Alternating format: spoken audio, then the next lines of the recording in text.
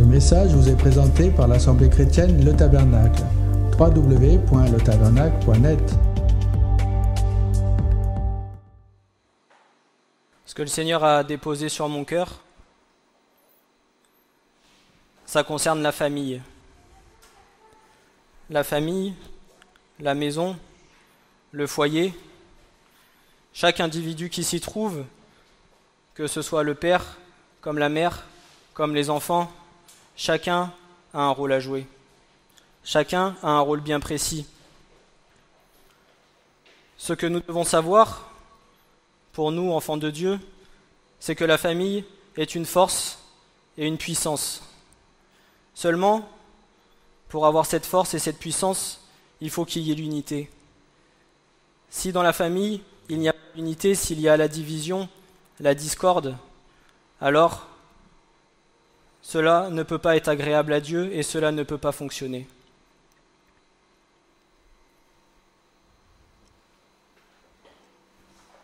Les enfants que nous avons, la chair de notre chair, celle ou celui que la mère a enfanté, nous avons la responsabilité de la conduire sur le droit chemin, ou de conduire notre enfant sur le droit chemin. Parce que cet enfant, avant tout, appartient au Seigneur. Ce n'est pas le nôtre.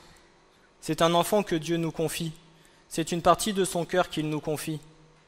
Et nous devons en échange permettre à cet enfant d'aller sur le chemin de la vérité, sur le chemin de la droiture, afin que cet enfant, lorsqu'il aura son propre choix à faire, n'hésite pas à choisir le Seigneur. Parce qu'à un moment donné de leur vie, les enfants ont leur propre choix personnel. Même si nous les avons enseignés, éduqués, il faut qu'à un moment donné, ce soit eux qui prennent la décision. Oui, Seigneur, je veux te suivre, ou non, Seigneur, je pars dans le monde. Mais seulement, nous, parents, nous avons la responsabilité d'effectuer tout un travail pour que, lorsque le Seigneur se présentera devant eux, sans aucun doute, ils disent « Seigneur, oui, je veux te suivre ». Alors,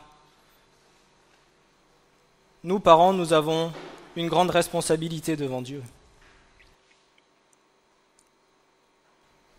Sachez que la famille est une des choses que Satan veut détruire. Pourquoi ? Parce qu'elle est une arme redoutable contre lui. Tout ce qui est unité est redoutable contre l'ennemi.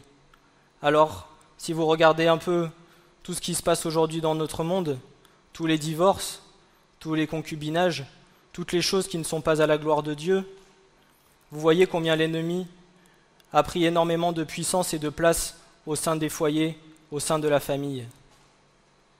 Il y a ne serait-ce qu'une vingtaine d'années, lorsque j'allais à l'école, sur 100 élèves, on était peut-être une dizaine où les parents étaient divorcés. Bientôt, dans 10 ans, lorsque vous direz que vous êtes encore, que nos enfants diront « Ah mais moi, mes parents, ils habitent ensemble, ils sont mariés, j'ai 3 frères et sœurs et on vit toujours ensemble », vous serez peut-être l'exception.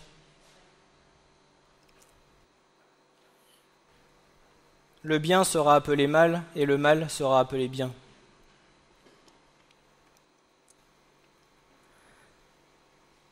La famille en elle-même, parents et enfants, est un élément qui a beaucoup de valeur aux yeux de Dieu. Elle est ce qui constitue un foyer, une forteresse, un lieu agréable et consacré pour l'Éternel. Une famille unie dans la foi, dans l'amour des valeurs du royaume de Dieu, ne formant qu'un seul corps et qu'une seule chair avec le Christ, sera une puissance et une force pour les événements de tous les jours, mais aussi pour ceux qui sont à venir. Lorsque vous avez des épreuves dans votre vie, que vous passez des moments difficiles, que vous avez peut-être... Parfois, vous pensez que parce que vous avez 150 amis, vous allez avoir toujours du monde qui sera là quand vous aurez besoin. Mais dans les épreuves et dans les moments compliqués, vous vous rendrez compte que même sur une seule main, vous avez trop de doigts pour les compter. Et la majorité du temps, ceux qui viennent, ceux qui sont là, présents pour vous, ce sont les membres de votre famille, et uniquement eux. L'unité du couple et du foyer, l'équilibre entre l'amour et la justice, la soumission au Saint-Esprit, l'obéissance à la parole, l'enseignement de nos enfants dans les choses de la vérité nous aidera à faire de nos maisons des maisons consacrées à l'Éternel. La parole nous enseigne et nous conseille. Le mari, comme la femme, et le couple unis ensemble, chacun a un rôle bien déterminé à jouer afin de conduire le foyer dans le chemin de la vérité que le Seigneur nous demande de suivre. Même si nous nous appuyons et que nous soumettons toutes choses à l'Éternel, nous sommes responsables devant Dieu de la conduite de nos enfants et de notre foyer. Nous avons pour ordonnance de soumettre nos enfants à Dieu. Mais après, nous avons notre part à faire. Nous avons une part de l'éducation à donner, une part de l'enseignement à donner, afin que nous puissions leur transmettre la connaissance que Dieu nous donne.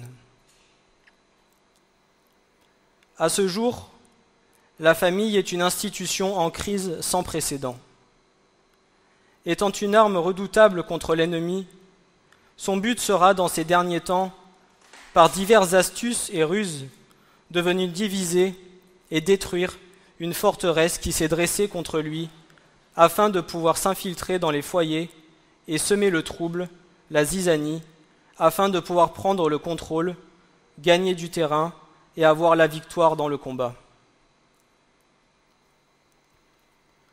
Dans notre logique humaine, la famille, dans le Seigneur, est principalement un homme, une femme, ayant donné leur cœur au Seigneur. Seulement, les plans de Dieu ne sont pas toujours les nôtres. Certains ou certaines personnes seules, sans conjoint ou conjointe, ne pensons pas que cela est anormal. Dieu a un plan particulier pour eux et leur relation avec lui en est tout autre.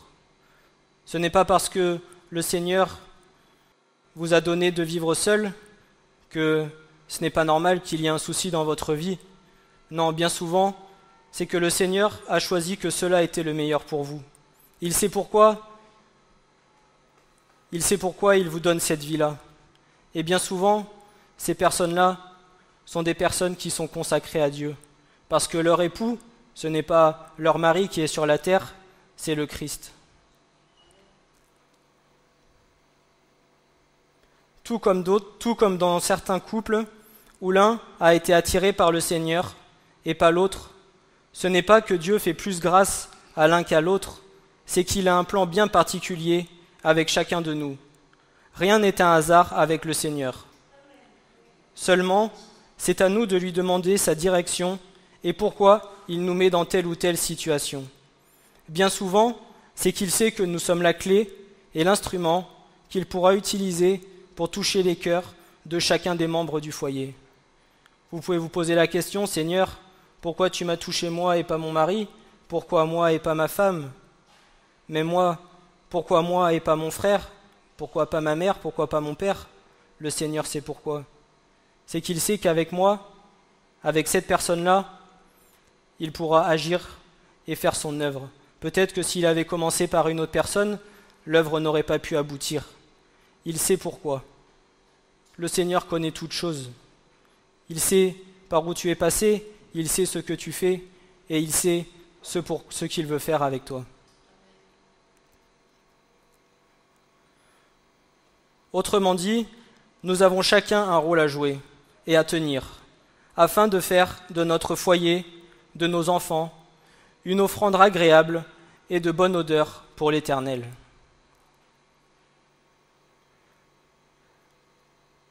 Et vous allez voir qu'avec le Seigneur, rien n'est laissé au hasard. Famille, mishpafa en hébreu, qui veut dire famille, clan, peuple, tribu, nation. La valeur numérique de la famille, c'est 1. Sans l'unité, la famille ne peut pas fonctionner.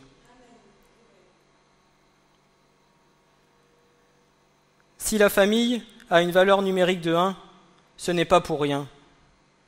Lorsque Dieu a créé l'homme, Adam, et qu'il a tiré Ève de sa côte, ils étaient une seule chair. C'est pourquoi l'homme quittera son père et sa mère et s'attachera à sa femme, et ils deviendront une seule chair. Ce que Dieu recherche au sein d'un foyer, c'est premièrement l'unité dans le couple. Là sera toute la force et toute l'autorité que pourront avoir les parents dans leur maison. Il en sera pour l'éducation des enfants, mais aussi pour les épreuves, les combats spirituels qu'ils auront à mener. Que ce soit pour eux, pour leur vie respective ou pour leurs enfants, l'unité du foyer assurera un fondement, une stabilité et une force inébranlable pour le royaume de Dieu. Si jamais il y a de la discorde dans un couple, que lorsque vous enseignez ou que vous éduquez les enfants, que le papa dit oui et que l'enfant, ou que le papa dit non et que l'enfant va demander à la maman et que la maman dit oui, alors c'est une faille. L'enfant, c'est toute chose. Il sait quelles sont les faiblesses. Alors si jamais le couple ne fait pas l'unité, il y aura de la discorde dans le foyer. Le foyer sera bancal, ça ne pourra pas tenir. Dès le commencement, Dieu a institué le mariage et la cellule familiale comme la première et principale institution sur la terre. Selon le plan de Dieu, le mariage est l'union d'un homme et d'une femme qui deviennent une seule chair, tant physiquement que spirituellement. Cette instruction exclut d'office l'adultère, la polygamie, l'homosexualité, l'immoralité et le divorce, qui ne sont pas des choses conformes aux Écritures. Malheureusement, ces choses gagnent de plus en plus de terrain dans les temps que nous vivons, mais cela est inimitié contre Dieu et nous allons voir pourquoi. Aujourd'hui, il y a de plus en plus de discorde dans les couples. On autorise un homme et un homme à se marier, on autorise une femme et une femme. Seulement, l'enfant, lui, il va manquer de repères. Pourquoi ? Parce que si Dieu a donné que ce soit un homme et une femme et que la femme enfante pour avoir un enfant, ce n'est pas un hasard. Papa en hébreu, Abba, a une valeur numérique de 4. Maman, Ima en hébreu, a une valeur numérique de 6. 6 plus 4, ça fait 10. 10, ça forme l'unité. Le père et la mère ne font qu'un pour l'enfant. À partir du moment où il y a une rupture entre le père et la mère, où les chemins se séparent, l'enfant, lui, il est perdu, il est déstabilisé, il n'a plus de repères. Peu importe l'âge, ce n'est pas parce que vous allez avoir 3 ans que vous allez être plus déstabilisé que lorsque vous en avez 20. Pour l'avoir vécu, j'ai été autant déstabilisé à 20 ans que peut-être mon neveu qui l'a vécu à 10 ans. À un moment donné, lorsque vous avez un enfant, c'est lui qui crée le lien après entre le père et la mère. Que vous le vouliez ou non, le Seigneur dit que le mariage vous unit jusqu'à la fin. Et vos enfants sont un lien entre le père et la mère.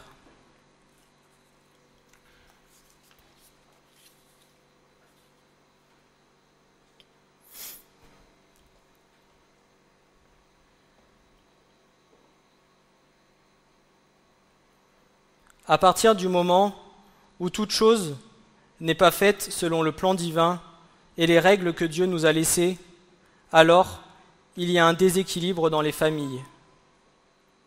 Tout comportement du couple en lui-même, que ce soit dans des choses bonnes ou mauvaises, aura un impact sur l'équilibre, les repères, les fondations pour la croissance et pour la vie d'un enfant. De plus, qu'un enfant ne fait que reproduire ce qu'il voit et ce qu'il entend.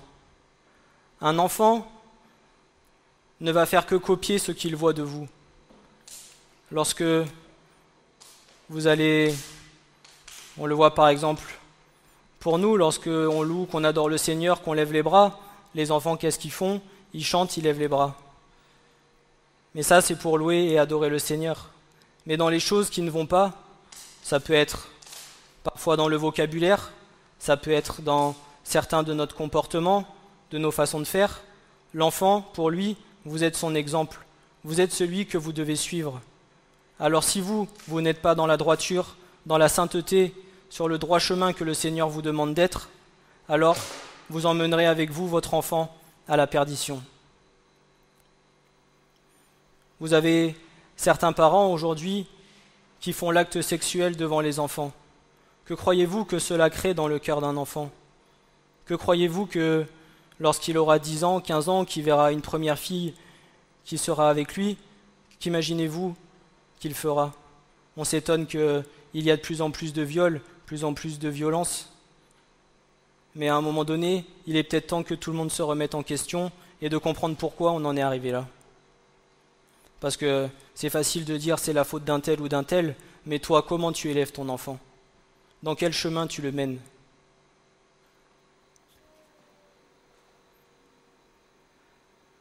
C'est de cette unité que tout en découlera, que ce soit pour le bien de l'homme ou de la femme, mais aussi pour le bien et l'éducation de chacun des enfants.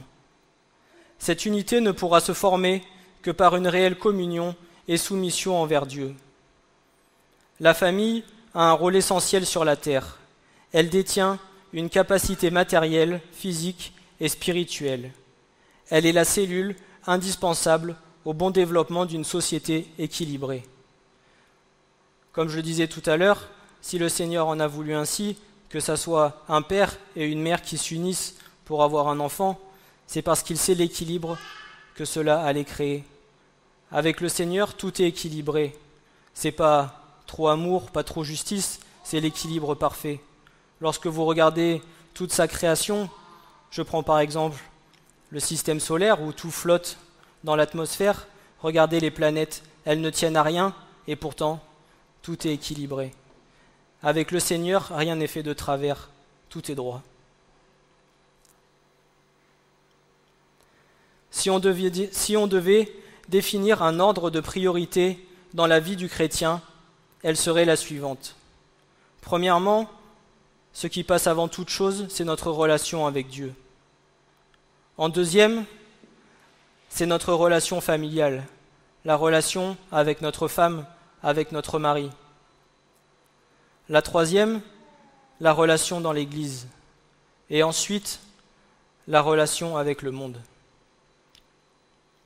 La famille est une institution divine dans le but d'accomplir les desseins de Dieu sur la terre. Elle doit sa nature à l'image de la famille céleste, le Père, le Fils et le Saint-Esprit. Chrétiens ou pas, que vous le vouliez ou non, toutes les familles de la terre sont issues de lui.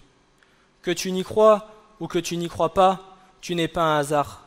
C'est Dieu qui t'a choisi, c'est Dieu qui t'a donné ta femme, qui t'a donné ton mari. Que tu le veuilles, que tu veuilles le comprendre ou que tu ne veuilles pas le comprendre, il en est ainsi.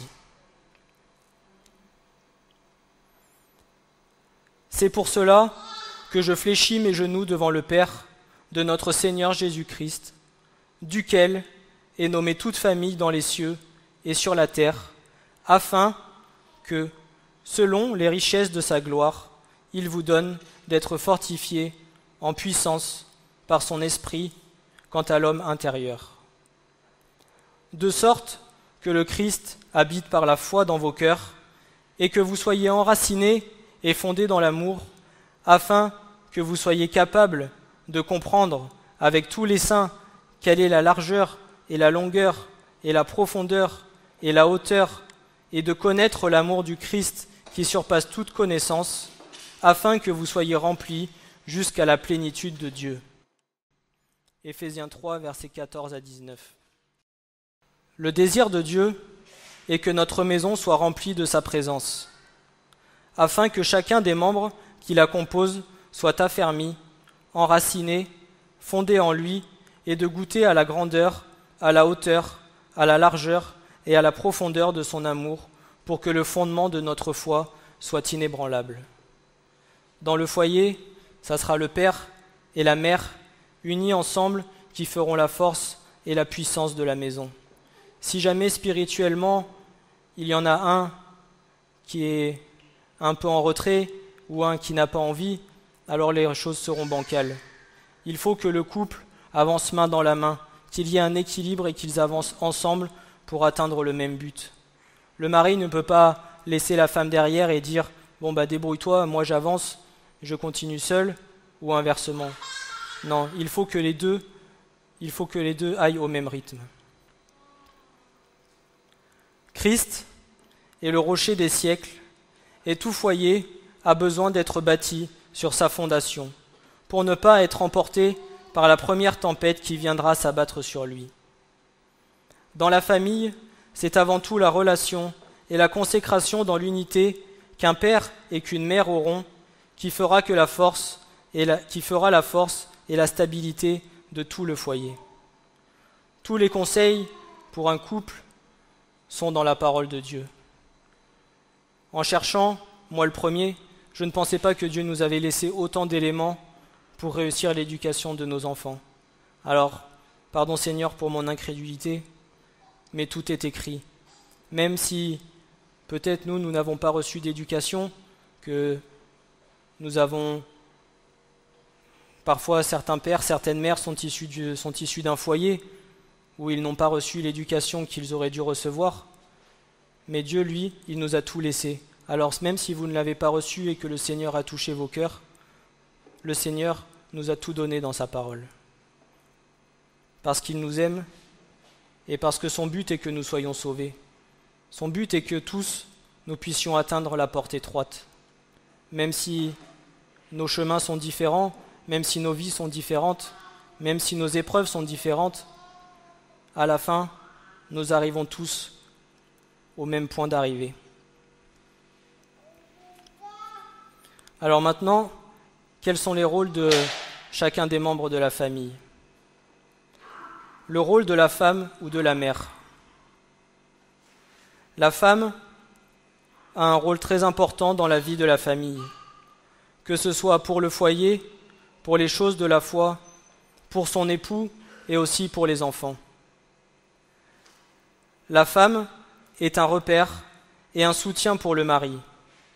Ce n'est pas pour rien que Dieu dira « Il n'est pas bon que l'homme soit seul, je ferai une aide semblable à lui. » Genèse 2, verset 18.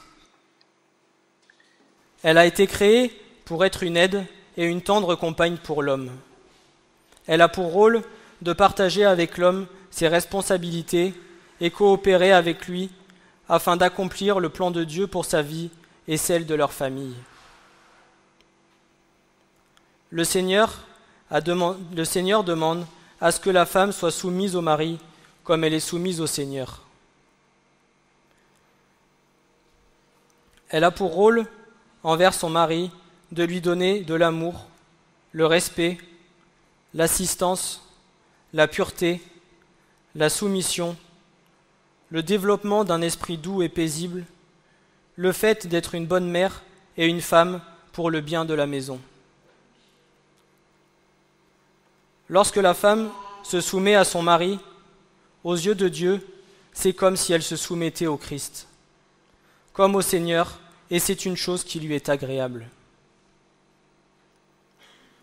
Bien souvent, la femme est un garde-fou pour son mari, celle qui l'avertira de certains dangers, car Dieu a donné certains dons de discernement à la femme et que l'homme n'a pas. Alors les hommes, si parfois vous avez un peu un côté fier, un côté, comment on dit,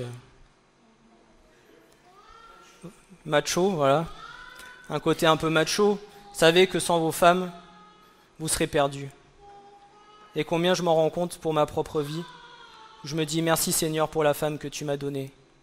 Parce que sachez que la femme a un certain discernement que les hommes n'ont pas. Elles ont certaines choses qu'elles voient à long terme, elles sont bienveillantes, elles veillent sur vous et elles vous protégeront de beaucoup de dangers et de beaucoup d'épreuves.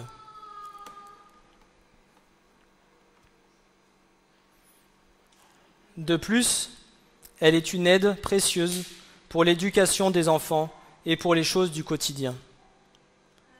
C'est elle qui a apporté la vie, qui a enfanté dans la douleur, d'où la relation particulière entre une mère et ses enfants. Elle est comme un repère, un refuge pour chacun d'entre eux.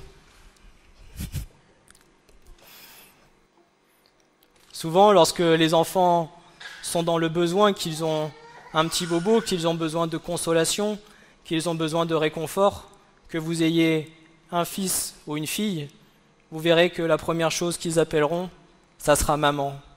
Alors souvent vous vous dites, vous les mères, Seigneur, j'en ai marre, pourquoi il appelle jamais son père? Mais voilà, c'est parce que Dieu a permis qu'il y ait une relation particulière entre vous et l'enfant. Le fait qu'il ait été formé pendant 9 mois dans la matrice, que vous ayez senti des choses et des sensations différentes que les hommes ne peuvent pas ressentir, alors déjà là, la relation avec la mère est forte.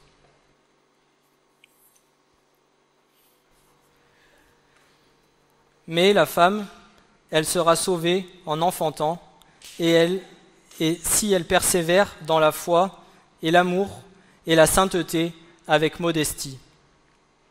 Dieu a pour désir que l'attention et le dévouement d'une femme et d'une mère se portent sur sa famille.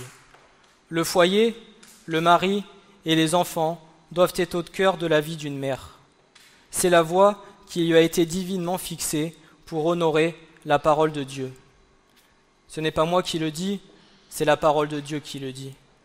Quand aujourd'hui, je vois toutes les femmes qui vont travailler, qui au bout de 3 mois donnent leur enfant à la nounou, en le voyant 2 heures par jour, elles le récupèrent le soir, elles lui donnent le bain, elles lui font à manger. Bonne nuit mon chéri, à demain. Et à 6 heures, l'enfant se lève et il va chez la nounou. Et au final, presque, il passe plus de temps avec la nourrice ou à la crèche qu'avec sa propre mère. Pour moi, il y a un souci. Après, c'est pas moi qui le dis, c'est la parole de Dieu qui l'annonce. Que chacun s'analyse soi-même et que chacun voit ce qui est bon de faire. Je ne dis pas que la femme ne doit pas travailler, mais il faut que la priorité reste ses enfants, son mari et sa maison.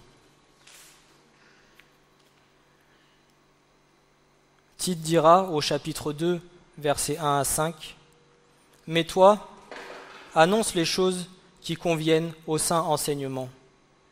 Que les vieillards soient sobres, graves, sages, saints dans la foi, dans l'amour, dans la patience. De même que les femmes âgées soient, dans toute leur manière d'être, comme il convient à de saintes femmes, ni médisantes, ni asservies à beaucoup de vin, enseignant de bonnes choses, afin qu'elles instruisent les jeunes femmes à aimer leur mari, à aimer leurs enfants, à être sages, pures, occupées des soins de la maison, bonnes, soumises à leur propre mari, afin que la parole de Dieu ne soit pas blasphémée. » Ce n'est pas moi qui le dis. La femme a un rôle important dans la maison. Souvent, vous verrez les grands-parents qui vont donner tous les conseils aux petits-enfants, et vous, en tant que petit-enfant, vous vous dites la grand-mère, elle commence à me casser les pieds avec ses principes. Mais vous voyez ce que la parole de Dieu dit, enseignant de bonnes choses, afin qu'elles instruisent les jeunes femmes à aimer leur mari. Ce n'est pas pour embêter, c'est parce que c'est ce que Dieu leur a demandé de faire, de conseiller à comment se comporter avec leur mari, avec leurs époux, avec leurs enfants. Alors, il y a un autre passage qui là est encore plus fort, c'est le passage de la femme vertueuse. Proverbe 31, versets 10 à 31. Une femme vertueuse, qui la trouvera? Car son prix est bien au-delà des rubis. Car son prix est bien au-delà des rubis. Rendez-vous compte le prix que vous avez auprès des yeux de Dieu. Vous êtes bien plus cher que le prix d'un rubis. Allez, regardez combien ça coûte et vous verrez que vous avez bien plus de valeur aux yeux de Dieu. Le cœur de son mari se confie en elle, et il ne manquera point de butin. Elle lui fait du bien et non du mal, tous les jours de sa vie. Elle cherche de la laine et du lin, et travaille de ses mains avec joie.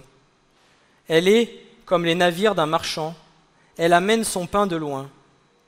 Elle se lève quand il est encore nuit, et elle donne la nourriture à sa maison, et la tâche à ses servantes. Elle pense à un champ, et elle l'acquiert. Du fruit de ses mains, elle plante une vigne. Elle ceint ses reins de force, et fortifie ses bras. Elle éprouve que son trafic est bon, de nuit sa lampe ne s'éteint pas. Elle met la main à la quenouille, et ses doigts tiennent le fuseau. Elle étend sa main vers l'affligé, étend ses mains aux nécessiteux. Elle ne craint pas la neige pour sa maison, car toute sa maison est vêtue d'écarlate. Elle se fait des tapis, le fin coton et la pourpre sont ses vêtements. Son mari est connu dans les portes quand il s'assied avec les anciens du pays. Elle fait des chemises et les vend, et elle livre des ceintures aux marchands. Elle est vêtue de force et de dignité, et elle se rit du jour à venir. Elle ouvre sa bouche avec sagesse, et la loi de la bonté est sur sa langue. Elle surveille les voies de sa maison, et ne mange pas le pain de paresse. Ses fils se lèvent et la disent bienheureuse. Son mari aussi, et il la loue. Plusieurs filles ont agi vertueusement, mais toi, tu les surpasses toutes. La grâce est trompeuse, et la beauté est vanité. La femme qui craint l'Éternel, c'est elle qui sera louée. Donnez-lui du fruit de ses mains, et qu'aux portes ses œuvres la louent. Ce n'est pas en apparence que le Seigneur vous demande d'être belle, c'est dans votre cœur et dans ce que le Seigneur vous demande de faire.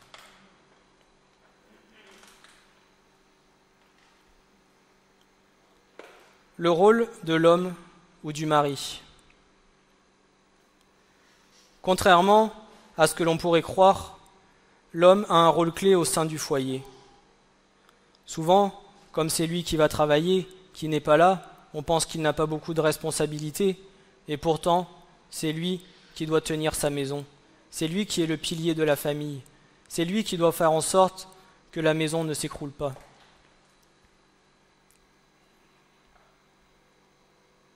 Éphésiens 5, versets 20 à 30.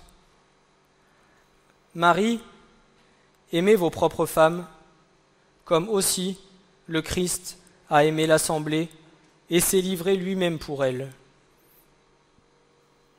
afin qu'il la sanctifiât en la purifiant par le lavage d'eau par la parole, afin que lui se présentât l'Assemblée à lui-même, glorieuse, n'ayant ni tache, ni ride, ni rien de semblable, mais afin qu'elle fût sainte et irréprochable. De même aussi, les maris doivent aimer leur propre femme comme leur propre corps. Celui qui aime sa propre femme s'aime lui-même. Car personne n'a jamais haï sa propre chair, mais la nourrit et la chérit, comme aussi le Christ l'Assemblée, car nous sommes membres de son corps, de sa chair et de ses os. Le Seigneur nous demande d'aimer nos femmes comme Christ a aimé l'Église. Par amour pour l'Église, Christ s'est sacrifié à la croix. Christ a donné sa vie. Alors nous, maris, nous devons nous sacrifier pour nos épouses. Ce n'est pas parce que le Seigneur nous dit que les femmes doivent être soumises aux maris que les maris ne doivent pas être soumis aux femmes. C'est une complémentarité entre les deux. Il n'y a pas de pouvoir, il n'y a pas d'ordre de hiérarchie. C'est l'unité des deux qui fera toute la force. Alors, cette responsabilité se doit d'être exercée dans l'amour, la douceur, la considération pour sa femme et sa famille, tout en étant prévenant et bienveillant pour chacun d'entre eux, vivant en harmonie avec la parole de Dieu.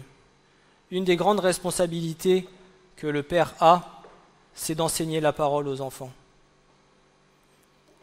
Aujourd'hui, ce sont des choses qui se perdent.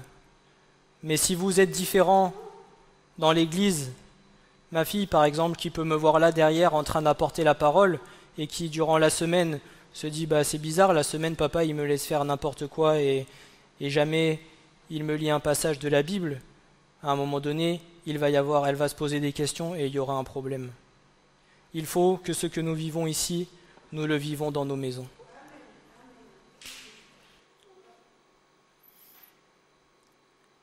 Être bienveillant sur son épouse comporte beaucoup de choses. Les protéger selon ses besoins. Le mari se doit d'être élogieux et mettre en valeur sa femme lorsqu'elle fait tout son possible pour l'aimer et l'aider selon la volonté de Dieu. La femme a besoin d'être remerciée en retour. La femme a besoin qu'on prenne soin d'elle, qu'on la protège. Souvent, les femmes vous diront que leur mari, c'est comme leur bouclier. C'est derrière elle qu'elles vont se protéger, derrière lui, qu'elles vont se protéger s'il y a un problème.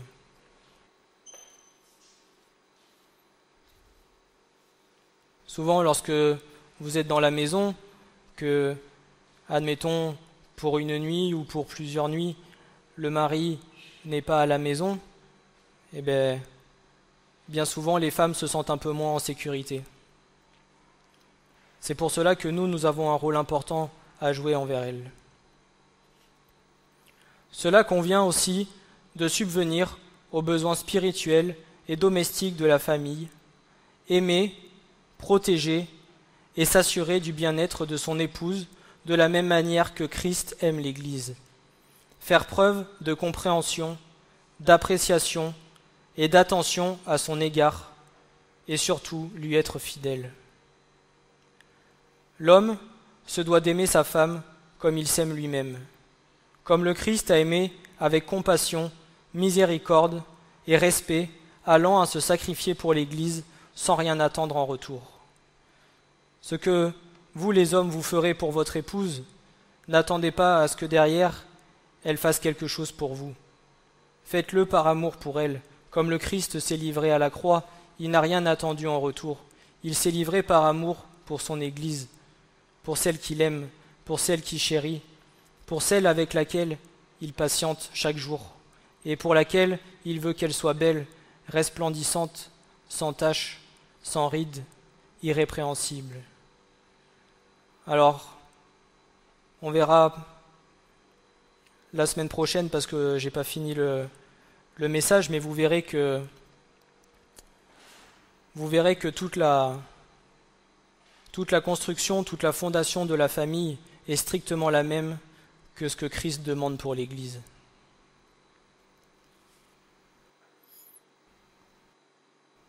Tout comme la femme est soumise au mari, et comme le mari doit aimer sa femme, comme Christ a aimé l'Église, il est tout important que le couple soit soumis à l'Esprit de Dieu.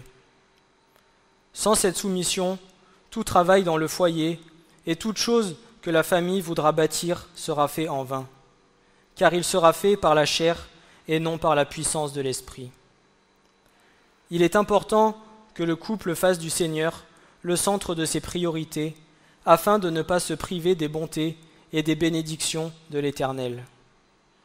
Vous remarquerez bien souvent, pour ceux qui ont des enfants, que c'est toujours quand vous voulez passer un moment devant le Seigneur, que vous voulez prier, que vous voulez louer, adorer avec votre épouse ou avec votre époux, que les enfants viennent, mettent la pagaille, mais ça, c'est parce que l'ennemi ne veut pas que vous passiez du temps devant le Seigneur. Que vous le vouliez ou non, je l'ai remarqué, à partir du moment où on veut prendre position dans la maison et où on veut prendre autorité pour notre maison, l'ennemi cherche par les moyens qu'il peut de mettre la discorde au milieu afin que nous ne fassions pas ce que nous voudrions faire.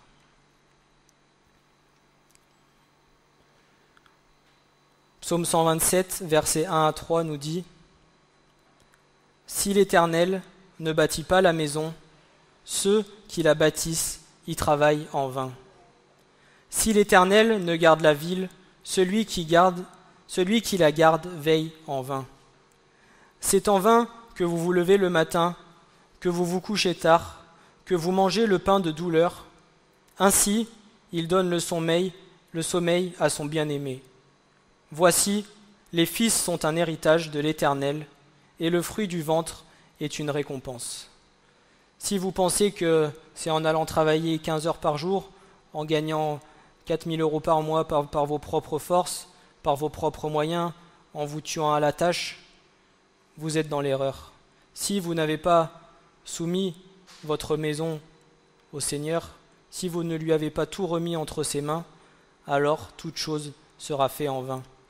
Comme le psalmiste nous le dit, vous mangez le pain de douleur. Ce qu'il veut dire par là, c'est que vous allez aller travailler, mais lorsque vous allez avoir à manger sur votre table, ça sera même pas avec joie, parce que vous serez tellement fatigué, tellement tué à la tâche pour ce que vous avez, que ça sera même pas une récompense ou un plaisir d'avoir ce que vous avez. Tandis que si vous faites confiance à l'Éternel, en tout temps, il vous donnera ce dont vous avez besoin et vous ne manquerez de rien. Mais la première chose à faire, c'est d'être soumis à lui et de faire de lui la priorité de notre maison.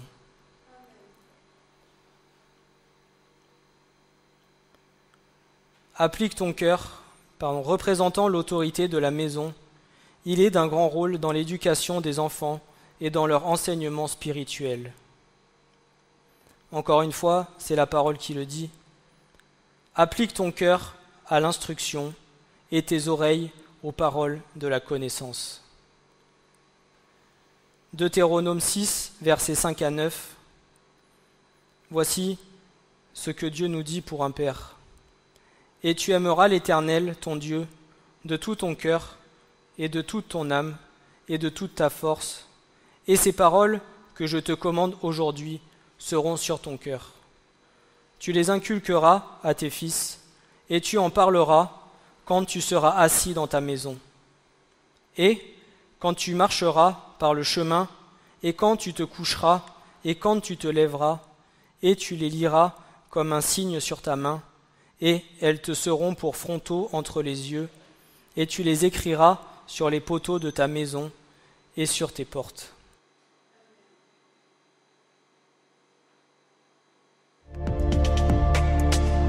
Ce message vous a été présenté par l'Assemblée chrétienne Le Tabernacle.